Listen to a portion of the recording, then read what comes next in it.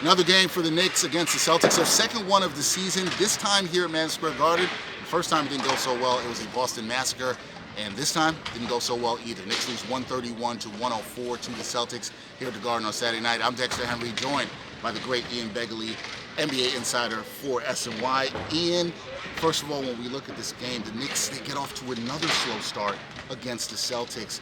Why the slow start, and what did you see go wrong, particularly in that first quarter? Look, I saw Boston step up on the interior.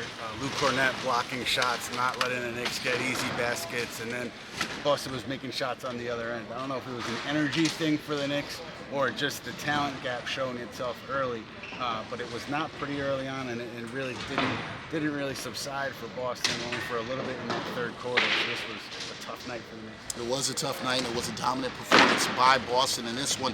And one of the things Knicks fans, when they look at this game, they'll be a bit concerned about is the production, or lack of production, I should say, Ian, from Karl Anthony Towns. 9 points, 9 rebounds, only 8 shots in this game.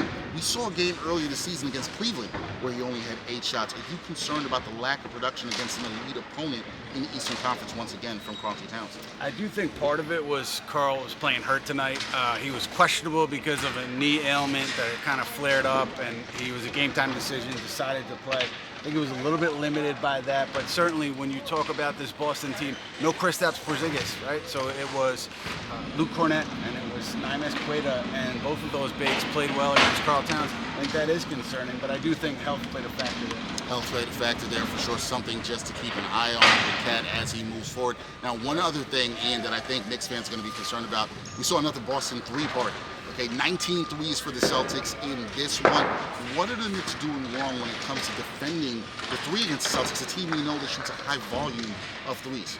I think you saw a little bit of everything tonight, but one thing that was consistent was the Knicks' inability to slow down the pick and roll, and I thought that they had to collapse the defense inside, and that allowed a lot of open looks beyond the arc. And then, some of it's just Jason Tatum being Jason Tatum. He was incredible tonight. Made them contested, got himself open off the dribble. The high pick and roll, though, was something that the Knicks struggled with, something that you probably see more of from Knicks opponents now that they've seen this tape. Yeah, they definitely struggled there, and you're right, Jason Tatum, 40 points tonight. He had a 40-piece. He was fantastic. Okay, when you look at this second time playing the Celtics, the Knicks are going to say, and we've heard them say this in the locker room, they want to learn from this, right? They're not where they want to be. What do the Knicks need to do to close the gap against a team that's ahead of them that they clearly will be competing against if they want to try to win a championship? Yeah, I don't know if they can. I mean, Boston is so deep, and I know they haven't been playing great for a large portion of this season, but it feels like nights like tonight, they can turn it on when they want to. I mean, there was no Drew Holiday, no Kristaps Porzingis. One thing that would help the Knicks, obviously, is a healthy OG Anunoby, and then further down the line, if you get Mitchell Robinson back, and he is the Mitchell Robinson that he was before he got hurt, with fantastic offensive rebounds, defending the rim, I think that makes a difference, but these are questions that are yet to be answered.